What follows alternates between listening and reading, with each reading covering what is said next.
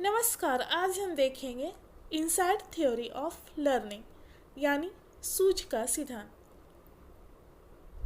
इस सिद्धांत का अर्थ यह है कि समस्या होने पर या किसी भी परिस्थिति उत्पन्न होने पर मनुष्य अपनी उस समस्या को हल करने के लिए अपनी बुद्धि का सहारा लेता है। तो इसे हम देखेंगे आज, और कोहलर के द्वारा प्रयोग भी किया गया है एक वनमानुष पर, उसे भी हम देखेंगे। इस सिद्धांत को कई नाम से भी जानते हैं,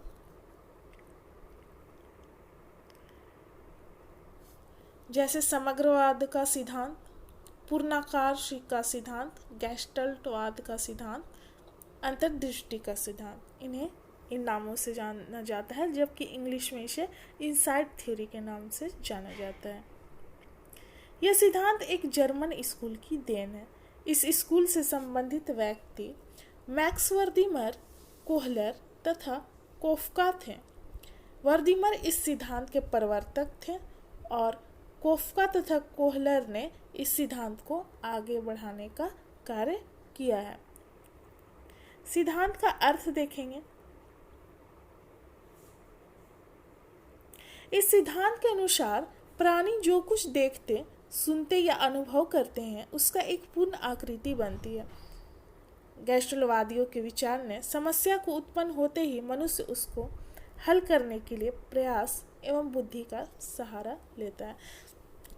यहाँ पर गैस्टल्टवादियों का कहना था कि मनुष्य के समझ जो भी समस्या उत्पन्न होती है तो उस परिस्थिति में वह बुद्धि का सहारा, बुद्धि और विवेक का सहारा लेता है और उस परिस्थिति को हल करता है। आगे देखते हैं। यदि इस विधि से यह हल नहीं निकाल पाता है तो वह हताश होकर बैठ जाता है। यानी कि वो जब बुद्धि का प्रयोग करता है और उस समय उस सॉल्यूशन नहीं निकलता तो वह उदास होकर, निराश होकर बैठ जाता है और संपूर्ण परिस्थिति के विभिन्न अंगों का पारस्परिक संबंध स्थापित करके संपूर्ण परिस्थिति को समझता है। वो फिर एक जगह बैठ जाता है। यहाँ वनमानुष पे उसी तरह प्रयोग किया गया है, कोहलर प्रयोग किए हैं, उसे हम आगे देखेंगे।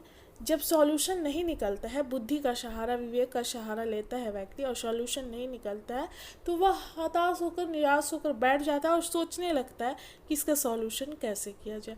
और यहाँ पर क्या है, एकाएक समस्या का हल प्राप्त कर लेता है और अचानक उसकी माइंड में आ जाती है कि हाँ, इसको ऐसे करना है तो इस समस्या का हल हो जाएगा। इसी को सूझ का सिद्धांत कहते हैं। समग्रवाद के अनुसार व्यक्ति कार्य को आंशिक रूप से नहीं बल्कि पूर्ण रूप से सीखता है। प्रत्येक कार्य को सीखने के लिए हमें सूझ का प्रयोग यानी विवेक, बुद्धि का प्रयोग करना पड़ता है। वास्तव में गैस्टल्टवादी सीखने को केवल प्रयास करके भूल सुधारने या किसी उद्दीपन के प्रति सहज स्वाभाविक अनुक्रिया करने जैसे कार्य नहीं मानते। वे उसे एक उद्देश्यपूर्ण रचनात्मक प्रक्रिया मानकर चलते हैं।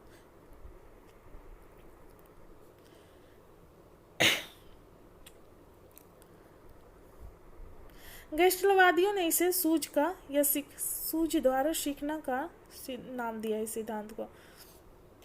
गैस्टल्ट जो है जर्मन भाषा का शब्द है जिसका अर्थ होता है पूर्ण रूप से। अब देखते हैं प्रयोग। ये सूझ का सिद्धांत है, उसमें प्रयोग किस तरह कोहलर किए, वनमानुष क्या करता है उसे हम देखेंगे। इस सिद्धांत का सूझ का नाम क्यों पड़ा। पहले तो हम अर्थ देख लिए कि मनुष्य बुद्धि का, विवेक का सहारा लेता है जब कोई परिस्थिति आती है उसके समझ, और फिर उसका सॉल्यूशन करने का प्रयास करता है तो उसका सॉल्यूशन जल्दी जब नहीं निकलता तो वह सोचने लगता है उस कार्य के प्रति कि यह क्या करूं कि इसका सॉल्यूशन निकले। फिर एकाएक उसकी बुद्धि काम करती है और फिर उसको सॉल्यूशन निकाल लेता है। कोहलर ने सुल्तान नाम के एक भूखे वनमानुष को एक कमरे में बंद कर दिया और कमरे के छत से केला का गुच्छा लटका दिया। उस गुच्छा को इस तरह लटकाया गया था ताकि वह वनमानुष उसे प्राप्त ना कर सके आसानी से, यानी ऊंचाई पे होगी। इस कमरे में लकड़ी के कुछ छोटे बड़े खाली बक्से भी रख दिए गए, इधर उधर रख दिया गया उस कमरे में, ये नहीं कि एक जगह इकट्ठा करके। सुल्तान ने जैसे ही केले को देखा उसने उन्हें पाने के लिए उछल कूद करने लगा, लेकिन वह असफल हो गया। हार कर वह, यहाँ पर भी वही चीज़ देखिए, वहाँ पर बुद्धि का तो लेता है, उछल कूद करने लगता है कि वो उस केले को देखता है और उसकी बुद्धि दिमाग काम करती है कि उसको उछल कर हम ले सकते हैं, लेकिन वो एक बार उछलता है तो नहीं ले पाता क्योंकि वो केला का गुच्छा ऊंचाई पर होता है। वो असफल रहा और हार कर वह एक कोने में बैठकर ध्यानपूर्वक कमरे का निरीक्षण करने लगा। उसकी निगाह लकड़ी के बक्से पर पड़ी। वह वहाँ से उठा और बक्से को लेकर केलों के सीधे से नीचे फर्श पर रखा। तो यहाँ पर देखिए वो सोचने लगता है एक जगह बैठकर कि क्या किया जाए, इसका सॉल्यूशन कैसे किया जाए। तो उसकी नज़र लकड़ी के बक्से पर पड़ती है, तो वह क्या करता है, उठाकर केले के गुच्छे जहाँ लटके होते हैं उसके जस्ट नीचे रखता है। आगे देखते हैं। अब उस बक्से पर चढ़कर उसने केले प्राप्त करने का प्रयास किया, किंतु फिर असफल रहा। फिर इसे निराशा हाथ लग जाती है। फिर क्या करता है, फिर बुद्धि का प्रयोग करता है।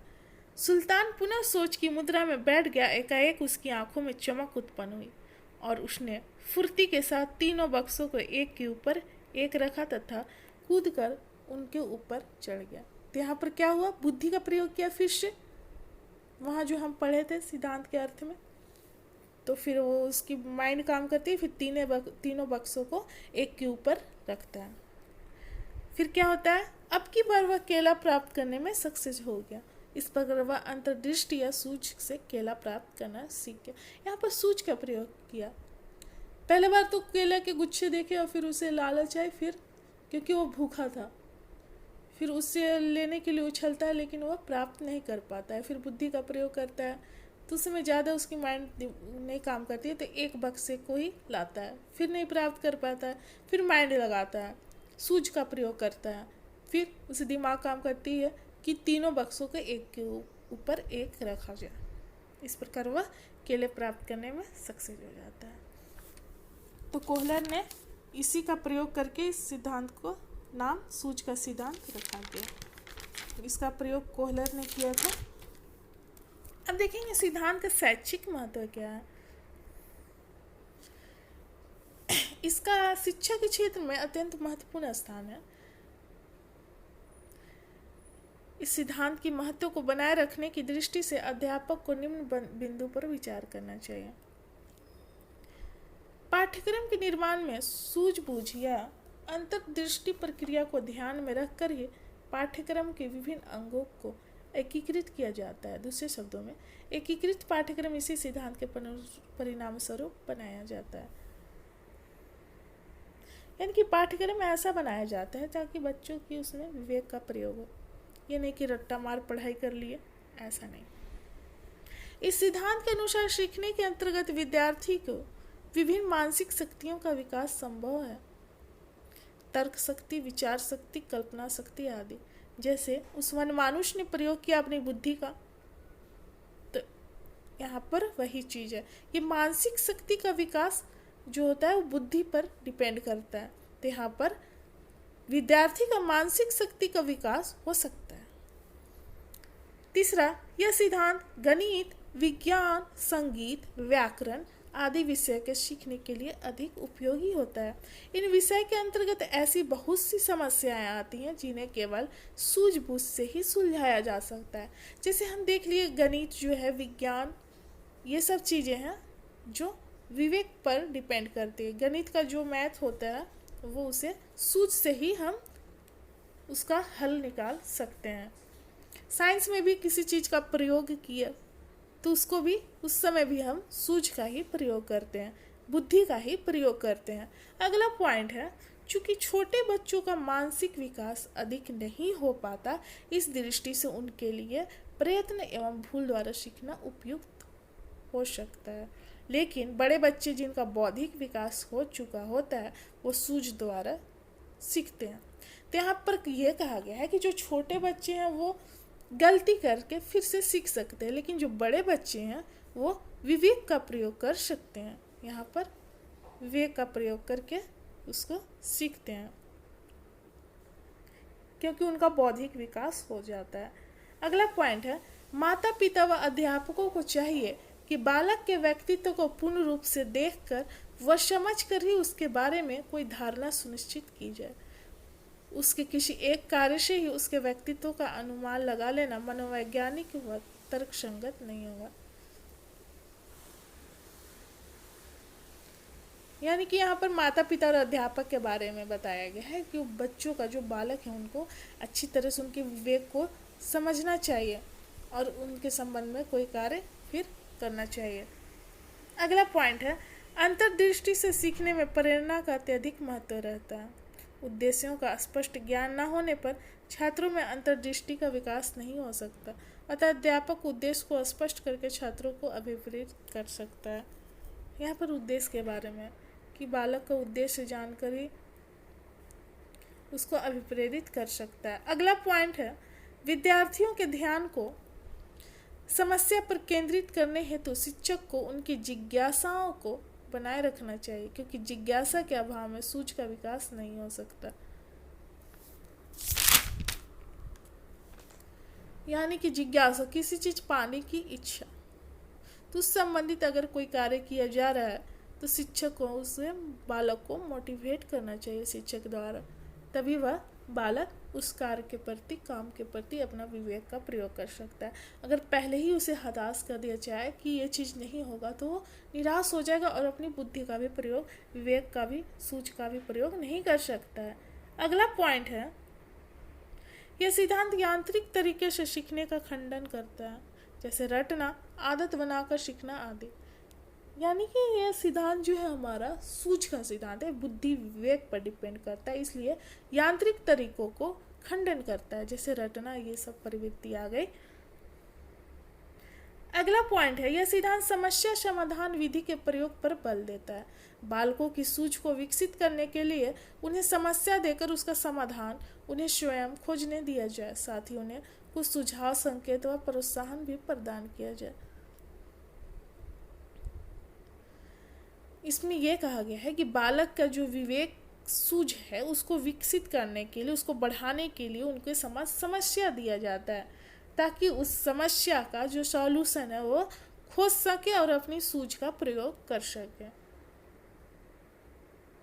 यह सिद्धांत रचनात्मक कार्यों के लिए विशेष उपयोगी सिद्ध होता है, अतः छात्रों को रचनात्मक कार्य करने के लिए विशेष रूप से प्रेरित किया जाना चाहिए। यहाँ पर रचनात्मक कार्य का मतलब हुआ नई नई चीज़ों की खोज। तो नई चीज़ों की खोज व्यक्ति अपनी सूझ और बुद्धि से और विवेक से ही कर सकता है।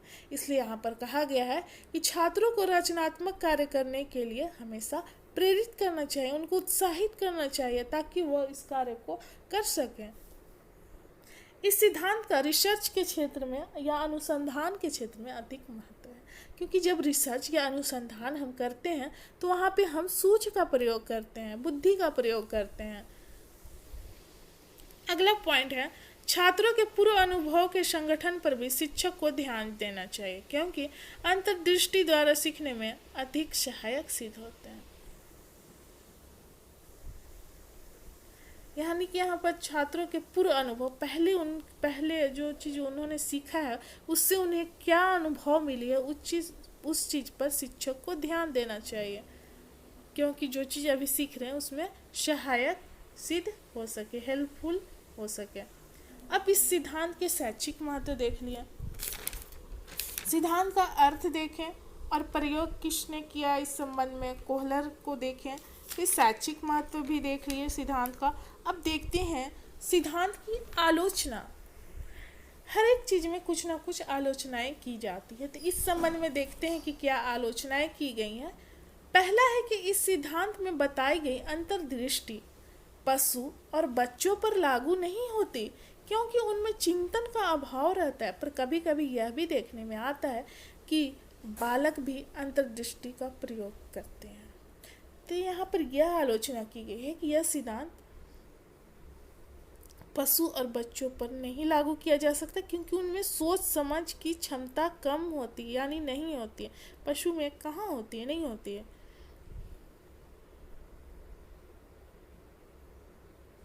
लेकिन कभी कभी यहाँ पर देखने में आता है कि बालक जो है कर सकते हैं, लेकिन पशु में चिंतन उनमें नहीं देखा जाता, सोच समझ और चिंतन।